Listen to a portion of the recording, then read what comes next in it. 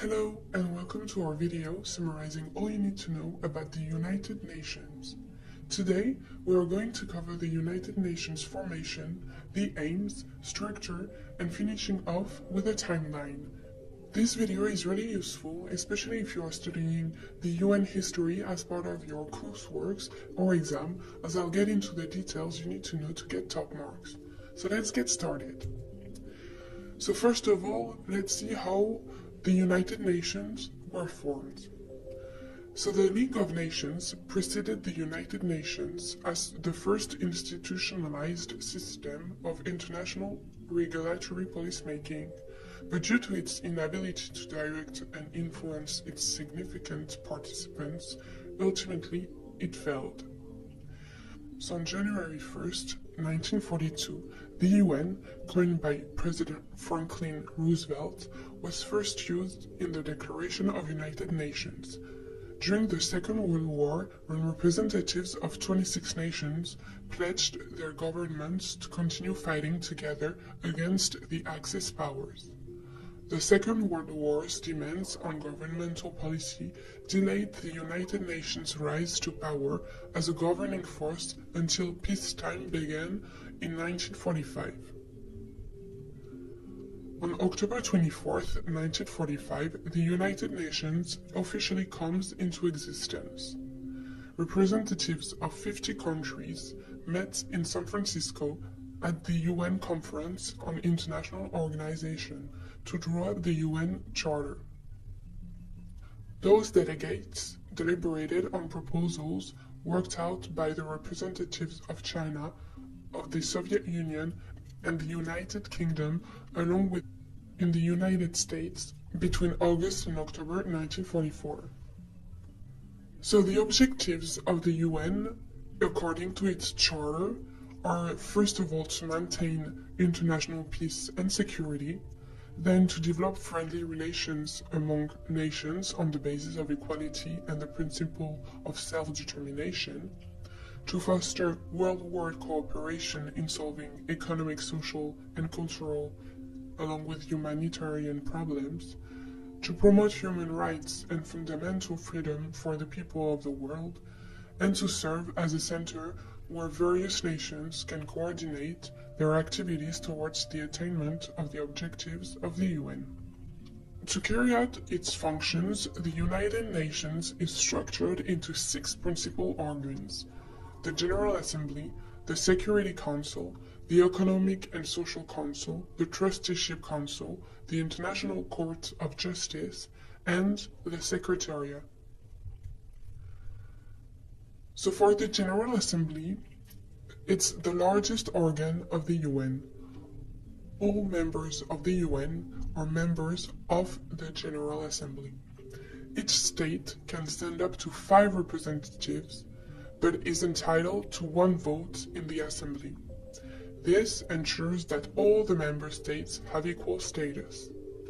The General Assembly meets once a year for 3 months, but special sessions may be held during times of crisis. At the beginning of every session, the Assembly elects a new president. The functions of the General Assembly are as follows. It can discuss any matter affecting international peace and security. It makes recommendations for peaceful settlements of disputes. It passes the budget of the UN. It elects the non-permanent members of the Security Council. It also elects the members of the Economic and Social Council and the Trusteeship Council. It admits new members to the UN on the recommendation of the Security Council. And the Security Council and the General Assembly elects the members of the International Court of Justice. Decisions are taken in the General Assembly by a simple majority vote. In some important cases, a 2/3 majority vote is required for taking a decision. Regarding the Security Council, it's the most important and effective organ of the UN. It's the executive wing of the UN. The Security Council consists of 15 members. 5 of them are permanent members, namely Britain, China, France, Russia, and the US. The 10 non-permanent members are elected by the General Assembly for a term of 2 years. Each member has one vote. Decisions are taken by a majority vote of at least 9 members, including the 5 permanent members. Each permanent member has the power to reject or veto a decision. This means a negative vote by any one of the permanent members would lead to a cancellation of the resolution.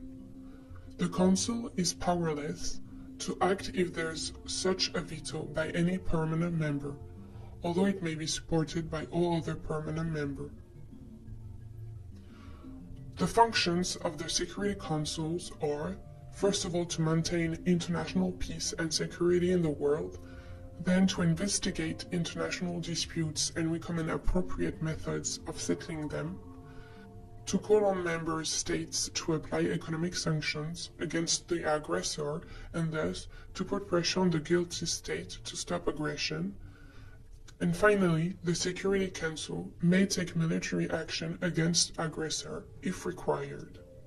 For the International Court of Justice, it's located in The Hague, in Netherlands. It's the principal judicial organ of the United Nations. The court consists of 15 judges from different countries elected by the General Assembly and the Security Council. They are elected for a 9-year term. No 2 judges can be citizens of the same country. Its functions are to settle disputes brought to it by member nations and to provide legal advice to any organ of the UN on request. The Trusteeship Council was set up immediately after the Second World War. It was set up to ensure the proper administration and development of those areas of the world that were under foreign rule. The Council was also to take steps to help them attain self-government. By 1994, all trust territories had attained self-government. The Council will now meet only if required to do so. The Economic and Social Council consists of 54 members elected by the General Assembly for a 3-year term. The Economic and Social Council discusses major economic and social issues. It is mainly concerned with the management of the UN's social, economic, cultural, and humanitarian activities. Functions of the Economic and Social Councils are to promote economic and social progress, to solve problems relating to health, illiteracy, unemployment, and more, along to coordinate the function of the agencies of the UN, such as the International Monetary Fund, the International Labour Organization, the Food and Agricultural Organization, the World Health Organization, the United Nations Educational, Scientific, and Cultural Organization, and more. The Secretariat is the principal administrative department of the UN. It is headed by the Secretary General, appointed by the General Assembly, on the recommendation of the Security Council for a term of 5 years. They can be re-elected. The staff of the Secretariat is appointed by the Secretary General. They are chosen from among the 192 member countries. It holds a key position in the administration of the affairs of the UN. They organize conferences, oversees peacekeeping operations, drafts reports on economic and social trends, prepares studies on human rights, mediates in international disputes, and prepares budget estimates. It is to be noted that the United Nations can achieve success only if the member states cooperate with it. All member countries must abide by the policies of programs of the United Nations if the latter is to succeed as a peacekeeping organization. So with the addition of South Sudan in July 14, 2011, there are 193 UN member states, including all undisputed independent states apart from Vatican City. The UN Charter outlines the rules for membership.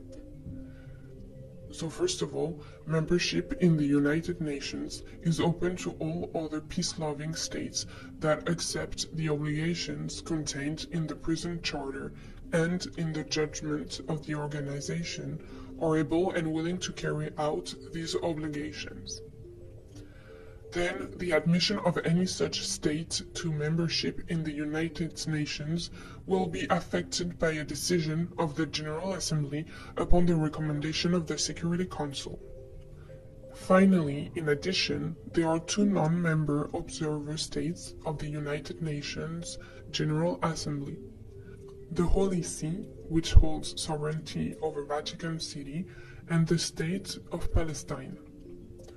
The Cook Islands and Niue, both states in free association with New Zealand, are full members of several UN specialized agencies and have had their full treaty-making capacity recognized by the Secretariat. Then on to a timeline of key UN events. In March 1956, the Suez Canal War was fought primarily between Egypt and Israel. The Security Council ordered Israel to withdraw from Egypt. Great Britain and France vetoed this. This issue was then handled by the General Assembly. The UNEF was established, which remained on the border until 1967. To prevent the Suez Canal from being nationalized, Great Britain, Israel, and France invaded Egypt. The United States opposed the attack and condemned it at the United Nations. US pressure ultimately forced the invading armies to withdraw from Egypt. After the incident, the UN Emergency Force was created and placed in Egypt to protect the canal and keep the borders at peace while a political settlement is being worked out. Most of the peacekeepers were deployed on the Sinai Peninsula along the Egyptian-Israeli border. On March 1967, after continued dispute over the ownership of land, Israel launched strikes against Arab nations, leading to the Six-Day War. The Security Council called for a ceasefire and drew up Resolution 242.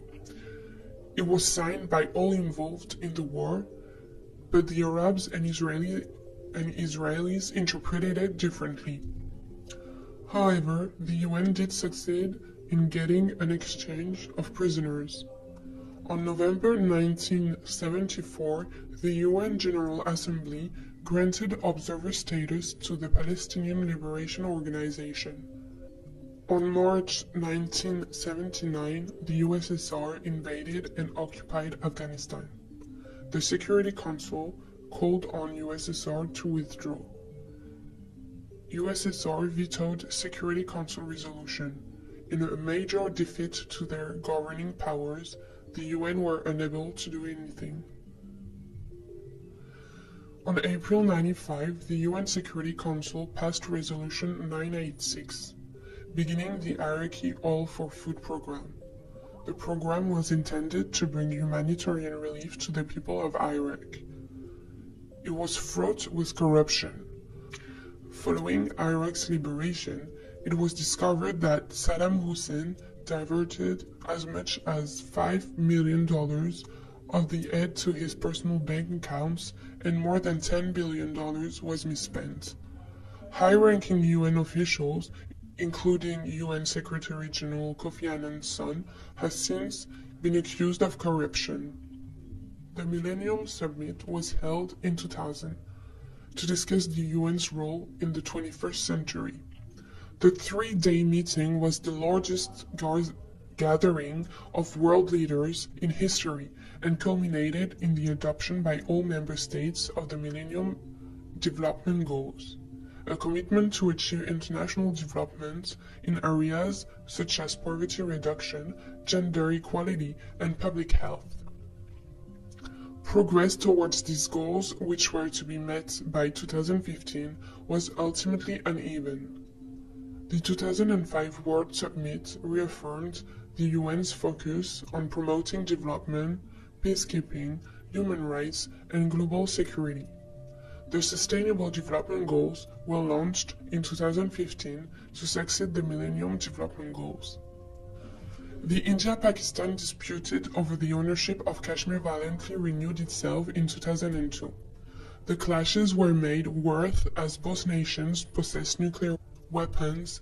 UN, no success to date.